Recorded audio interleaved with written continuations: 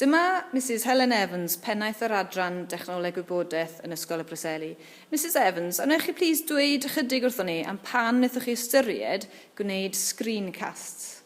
Iawn, mae'n ffordd syml o ddangos i disgyblion sydd wedi defnyddio rhaglen newydd, a hefyd maen nhw'n gallu mynd ar y cyflymdrau hunan. Felly maen nhw'n gallu stopio'r screencast, dechrau eto yn amser ei hunain. Gret, felly beth yn union wnaethoch chi a'i bwy? Nath ni ddechrau off gyda blwyddyn 9 yn dangos sut i ddefnyddio rhaglen newydd sef Scratch, yn dangos nhw sut i ddefnyddio'r rhaglen a creu gêm syml Pac-Man. O, gret, siwrath i? Yn ddo iawn, i ddechrau dad yn ffordd hollol newydd iddyn nhw, a nhw ddim yn deall bod nhw'n gallu stopio a dechrau a wneud, gwrando ar y fideo a wneud hwnna ei hunan. Ond unwaith nath nhw miwn iddo fe, dwi wedi'r arfer o gwrando ar y sgrin, nath ei weithio'n dda iawn. A fyddech chi'n ystyried Sgrincastio eto? O, bendant.